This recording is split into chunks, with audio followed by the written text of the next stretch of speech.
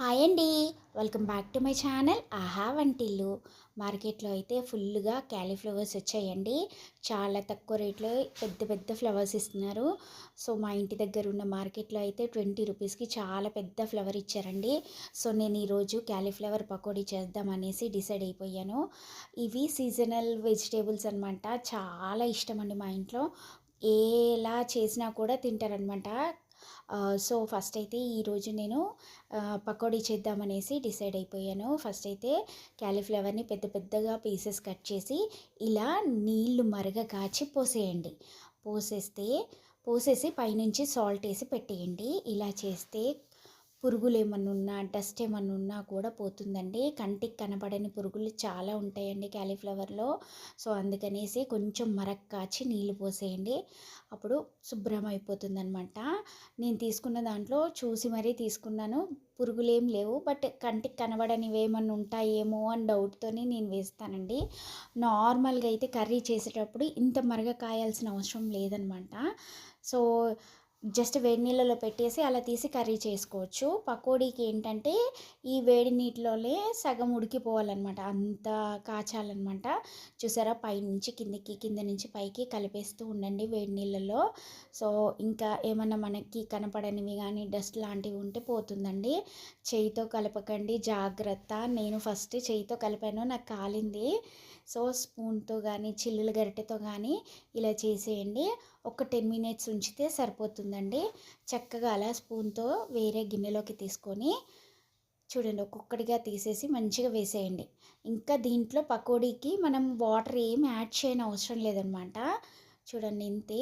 పక్కకు తీసేసి పక్కన పెట్టేసుకోండి. చూడండి, ఇలా కొంచెం విడివిడిగా చేసేసి ఫస్ట్ సాల్ట్ వేయండి. సాల్ట్ వేస్తే వేడిగా ఉన్నప్పుడు ముక్కలకు పట్టి చాలా టేస్టీగా అనిపిస్తుంది అనమాట తినేటప్పుడు. సో సాల్ట్ వేసాక పసుపు వేయండి. ఇందులోనే టేస్ట్కి తగ్గట్టుగా కారం వేసుకోండి. ఫస్ట్ మసాలాలు పట్టిస్తే ముక్కలకి పట్టేసి మనం తినేటప్పుడు కారంగా ఉప్పుగా భలే ఉంటాయి అన్నమాట. అందుకని నేను ఫస్టే వేస్తాను.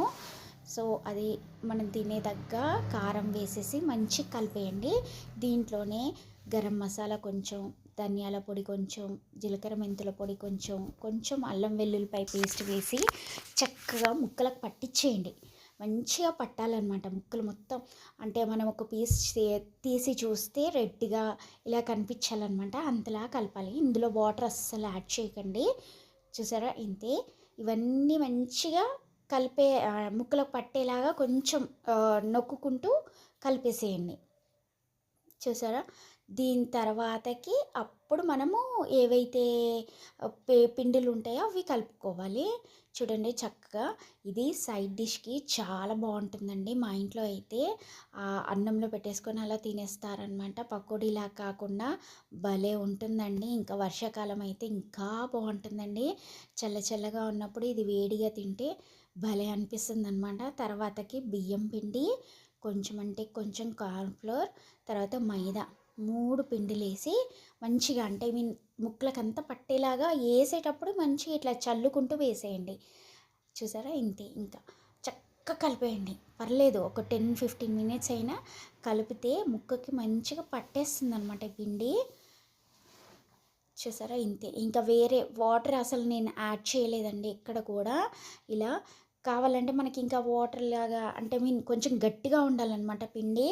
ఎక్కడన్నా లూజ్గా అనిపిస్తే మళ్ళీ కొంచెం బియ్యం పిండి యాడ్ చేయండి. ఇంకా వేరే మైదా కానీ కార్న్ఫ్లోర్ కానీ అలా అవసరం లేదనమాట. ఇలా కలిపేసి ఒక 5 మినిట్స్ పక్కన పెట్టేసి మంచిగా నూనె కాగాక ఇలా పకోడీలాగా వేసేయండి, అంతే.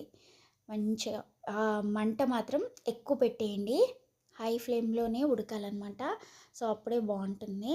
చూసారా, మాడిపోతుందండి, జాగ్రత్త. ఎందుకంటే మైదా పిండికి తొందరగా అడుగంటిపోతుంది అనమాట. సో చూస్తూ గరిటెతో కలుపుతూ వేసేయటమే.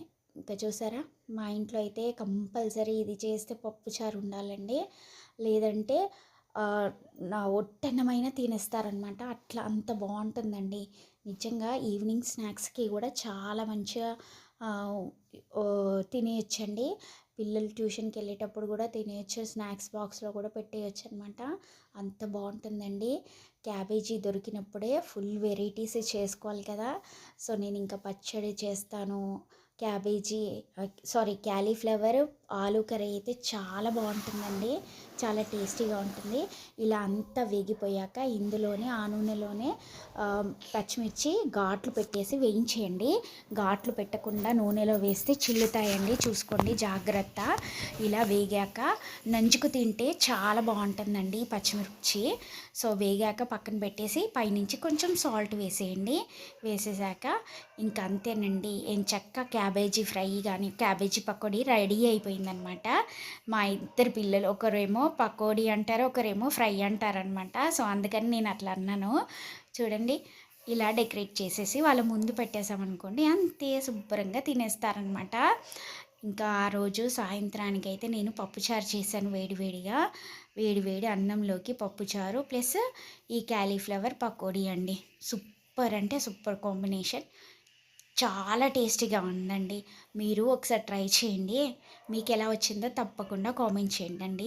ఇంకోటి ఏంటంటే రెగ్యులర్గా వీడియోస్ పెట్టట్లేదండి. మా ఇంట్లో నెట్ పోది చాలా ఇష్యూ ఉందండి. సో ఒక 2 డేస్లో క్లియర్ అయిపోతుంది. రెగ్యులర్గా పోస్ట్ చేస్తాను. సారీ అండి ఫర్ డిలే వీడియోస్. చూసారు కదా, ఇదండి. మీరు ఒకసారి ట్రై చేయండి. నా ఫుడ్ అయితే ఎంజాయ్ చేస్తున్నాను. Bye guys.